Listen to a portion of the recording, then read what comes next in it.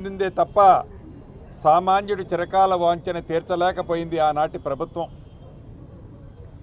ఇందిరమ్మ రాజ్యంలోని ఈ ప్రభుత్వం మొదటి విడతగా 4.5 నుంచి 5 లక్షల ఇళ్ళు ఇస్తామని, ప్రతి సంవత్సరం రాబోయే 4 సంవత్సరాలలో 20 లక్షల ఇళ్ళు తప్పకుండా పేదవాళ్ళకి, అర్హులైన వాళ్ళకి, పార్టీలకి, కులాలకి, మతాలకి అతీతంగా ఇస్తామని చెప్పాం. దాంట్లో భాగంగా మొదటి విడతగా ప్రతి నియోజకవర్గానికి 3,500 చొప్పున ప్రతి కాన్స్టిట్యున్సీకి ఇస్తున్నాం. ఇది నిరంతరము జరిగే ప్రక్రియ. ఇందిరమ్మ ఇళ్ళు ఏదో 3,500 ఇచ్చాం అని చేతులు దుడిపేసుకోం. రాష్ట్ర ఆర్థిక పరిస్థితి ఎన్ని ఇబ్బందులు ఉన్నా, ఎన్ని కష్టాలు ఉన్నా పేదోడికి ఇల్లు కట్టించాలన్నదే ఈ ప్రభుత్వం యొక్క లక్ష్యం. గౌరవ ముఖ్యమంత్రి రేవంత్ రెడ్డి గారి నాయకత్వంలోని ఈ ప్రభుత్వం చిత్తశుద్ధితో ఎవరికైతే ఇందిరమ్మ ఇల్లు ఇస్తున్నామో 400 చదరపు అడుగులు ఇల్లు కట్టుకోవాలి. మొదటి విడతగా ఎవరికైతే ఇళ్ల స్థలం ఉందో, ఇళ్ల స్థలము ఉన్నవారికి నువ్వు ఏ పార్టీ అని అడగము, ప్రతి గ్రామంలో గ్రామ సభ పెట్టి పేదవాళ్ళల్లో బహుపేదవాళ్ళకి ఇల్లు ఇస్తాము. 400 చదరపు అడుగులతో ఇళ్ళు నిర్మించుకోవాలి. దాంట్లో ఒక చిన్న కిచెను, ఒక బాత్రూమ్ కూడా తప్పనిసరిగా ఉండాలి.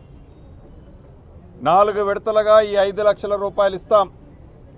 మొదటి విడతగా ఫౌండేషన్ కంప్లీట్ కావడంతోనే 1,00,000 రూపాయలు ఇస్తాం. లెంటర్ లెవెల్ అంటే కిటికీ లెవెల్ కంప్లీట్ కావడంతోనే 1,25,000 ఇస్తాం. స్లాబ్ అవటంతోనే 1,75,000 ఇస్తాం. గోపరేషన్ టైంలో మిగిలిన 1,00,000 రూపాయలు మొత్తం కలిపి 5 లక్షల రూపాయలు ఇస్తాం. ఇందుట్లో ఏ పైరువి అక్కరలే, వాళ్ళు పేదవాళ్ళు అయితే చాలు. ఆ ఇంటి గృహిణి ఎవరైతే ఉన్నారో ఆడబిడ్డ పేరుతో ఇవ్వాలన్నది ఇందిరమ్మ రాజ్యంలో మా అందరి నిర్ణయం. అదే రకంగా ల్యాండ్కు సంబంధించిన పరిష్కారాలను కూడా ROR కొత్త చట్టం 2024కి తుది మెరుగులన్నీ దిద్దటం అయిపోవచ్చింది. రాబోయే కొద్ది రోజుల్లోనే అసెంబ్లీ సాక్షిగా దేశంలోనే ఒక రోల్ మోడల్ కొత్త ROR చట్టాన్ని తెలంగాణ ప్రజలకి ఈ ప్రభుత్వం, తెలంగాణ రాష్ట్రంలో ఉండే అనేక మంది మేధావుల సూచనలు, సలహాల మేరకు, చివరికి ప్రతిపక్ష పార్టీకి నాయకులు ఇచ్చిన సూచనలు మంచివైతే వాటిని కూడా ఈ చట్టంలో క్రోడీకరించాం.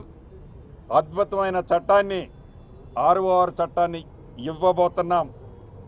అదే రకంగా ధరణిని ఎన్నికల ముందు మా నాయకులు చెప్పారు, ఇందిరమ్మ రాజ్యంలో ధరణిని పీకి బంగాళాఖాతంలో వేస్తామని. ఆనాటి ప్రభుత్వం తెలంగాణ భూములున్న భూస్వాముల ఆస్తులు విదేశ సంస్థలకు తాకట్టు పెడితే నెల రోజుల క్రితం ఆ తాకట్టును విడిపించి స్వదేశ సంస్థ NICకి ఇచ్చాం. పారదర్శకంగా ఏదైతే